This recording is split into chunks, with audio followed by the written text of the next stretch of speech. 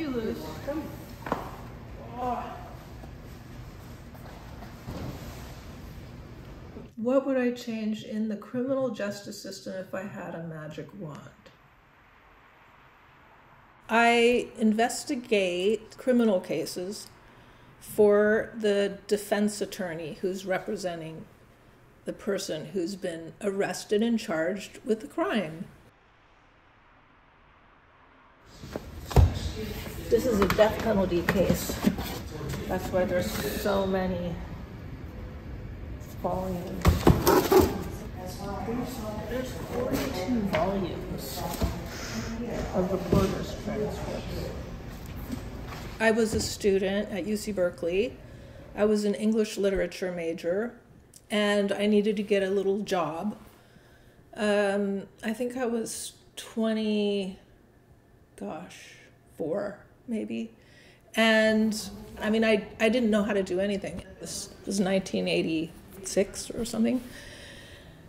And then I bumped into a friend who was working for this private investigator in Oakland, and she had been working for him for a year, and she was going to do her dream job, which was to become a reporter. She said, I'm quitting this job. He's hiring people. He's great. His name is Hayward. He'll probably hire you. And I was scanning all of these trial transcripts and reported and clerk's transcripts for the attorneys. How many boxes? 7. So I called him up, and he sounded like you would think an investigator would sound. How you doing, kid? Like that. I'm serious. And then he said, well, do you have a car? And I said, yeah. And he said, do you have insurance? Yes. He said, well, come over, and I'm interviewing a bunch of young people. We all showed up at his little dingy apartment in Oakland, and he was offering $12.75 an hour. And I was just like, oh my God, that's like twice whatever, And that was a very good wage back then. They're not in order in the boxes, so I'm putting in order. He gave us each an assignment, and my first assignment was to go to a movie theater and watch a movie, and then sit there as everybody left the theater and watched as they went out the exit doors, because someone had gone out this one particular exit door and seriously injured their arm. So they were suing. Our client was an attorney who was representing the insurance company that insured the theater that was going to pay this out. So they hired Hayward to send someone out to photograph, the door and document the process of exiting. And so that was my first assignment, and I got paid $12.75 an hour. So that's how I ended up doing it. This will take me probably 3 days to do the 7 boxes. I mean, I had never even considered being an investigator. It hadn't crossed my mind. I mean, like most people, the only time I'd ever seen it was like Columbo on TV. I grew up in the movie industry, so my family kind of was like expecting me to maybe do movies. And I remember when I had been doing this for some years, and my dad was like, I don't get it. You're never going to make a living doing that. Why don't come to Hollywood and I'll get you a job? Which was so ironic, I thought, because most parents would be like, what are you doing going to Hollywood? You're never going to make it. Because this was a death penalty case, this blue transcript is the jury trial transcript, so where they decide whether or not he's guilty or innocent. Right. And if he's guilty, it goes on to the penalty phase, whether they decide whether he gets death or life. Jesus. And that's these transcripts. This is the penalty phase. So it's basically 2 trials.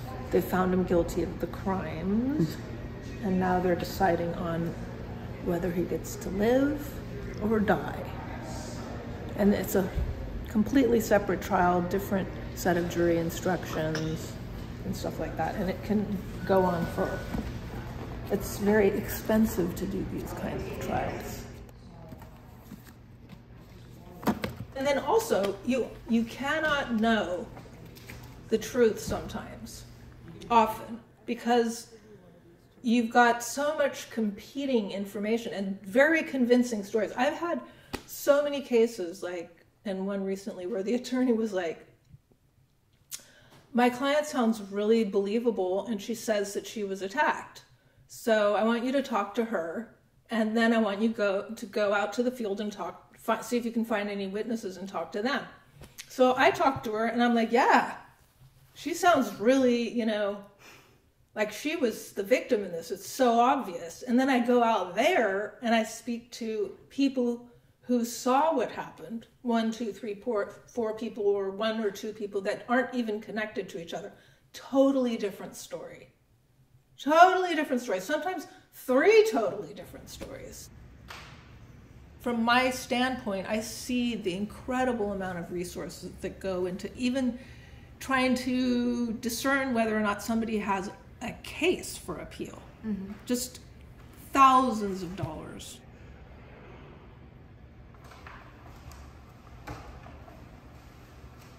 When I had my second child, it was difficult to do that work, not only because of the time and energy it took from me, but also because I was raising 2 small children, and at the same time I was learning about horrific crimes that were happening within a few miles of my house, and going to prison and going to jail and seeing horrible photos and reading horrible police reports, and it just did my head in. During those first 15 years when I was doing it, Oakland had the highest murder rate in the country per capita. And so it was just, even if nothing's happening to you, which mm-hmm. nothing ever did, I never had a bad experience personally, but it just sort of wears on you because you're aware of it, it's a threat in the background, and it just psychically wears you down. So then we moved to France. So I stopped doing it for 18 years. And then that same friend who became a reporter, who I'm still good friends with, she retired as a reporter and had always regretted quitting being an investigator and never got her license, and was desperate to get her license now, wanted to try it. And she ended up getting a job over at the public defender's office. And she was like, oh, they need people, you should work. So Janet, that friend who originally got me the job with Hayward, 20-something years later got me this one too.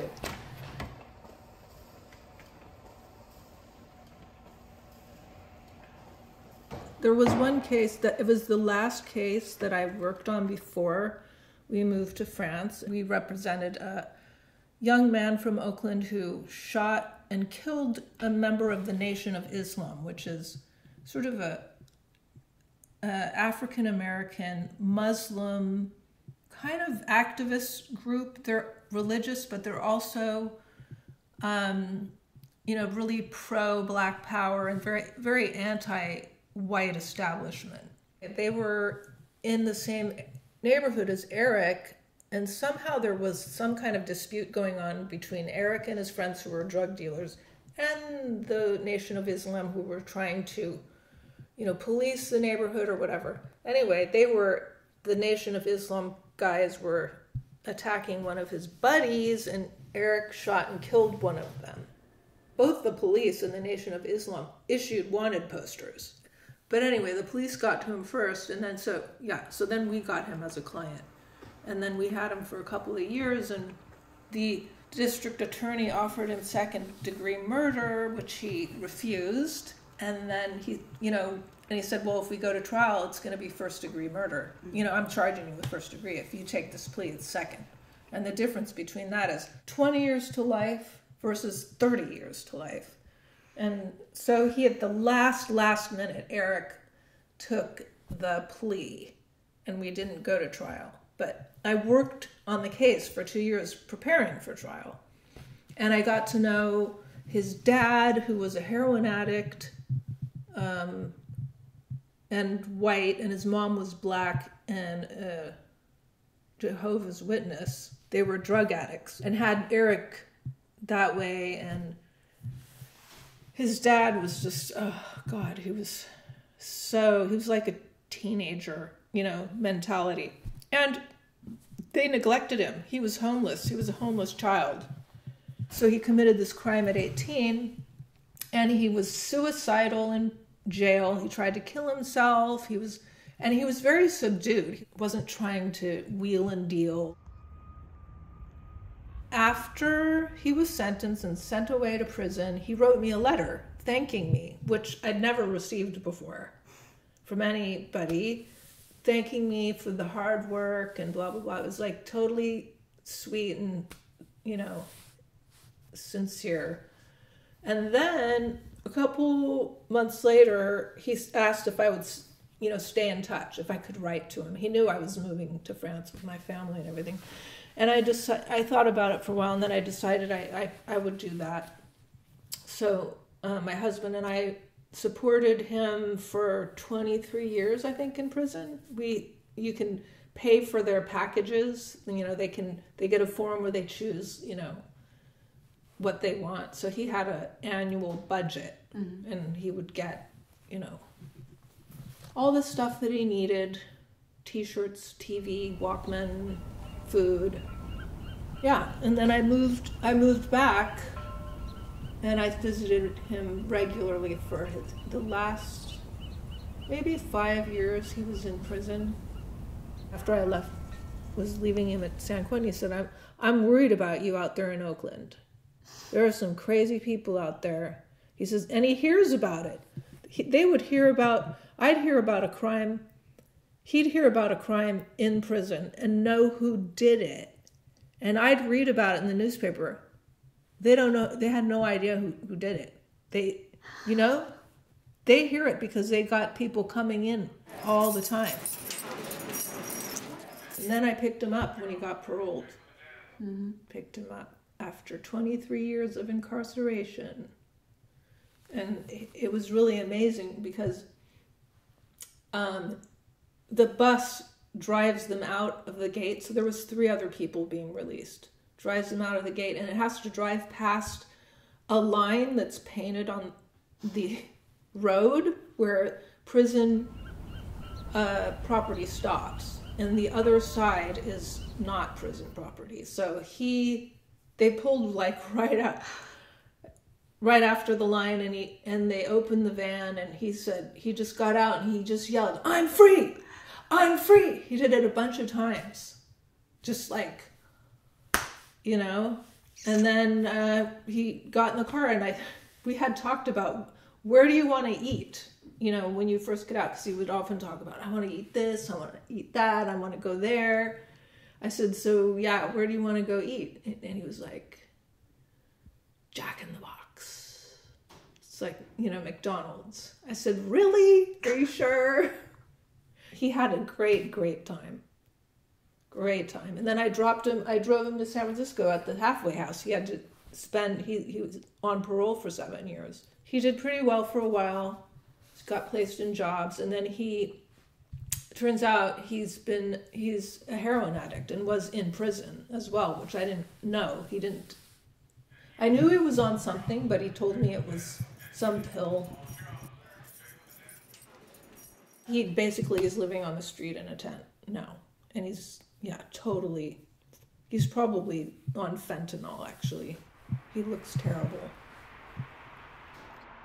I'm his mailing address, and he sometimes calls me to see how I'm doing and help him with stuff. And now it's like, he hesitates to ask me for money, but he always needs it. So he asks me for money, I give him money. Yeah, once you're on drugs, people are not going to be taking you in. But he's a sweet person. He's really sweet. He's a casualty of a fucked up childhood and a violent environment. The big thing that was missing was self-love. And that's because he didn't get that love as a child. He had 2 parents who were completely self-absorbed. James Gilligan, the psychiatrist that has written a lot about crime and the origins of violence and stuff, he says neglect is almost worse than physical abuse because you're being completely ignored. It's like you don't even exist. I thought that was interesting because I'd never thought of it that way, and it made a lot of sense. And so secure attachment is super, super important, and he clearly didn't have that. So when you don't have that, it's sort of the foundation, the building blocks for self-love, trust in the world, trust in other humans. And he has, one of his characteristics is that he's very suspicious. He thinks everyone's out to get him. And it kind of undermined him at work. He'd tell me stories, this guy, he's just like disrespecting me, and I'm like, maybe he's just doing his job, but he was taking everything so personally, and he got fired.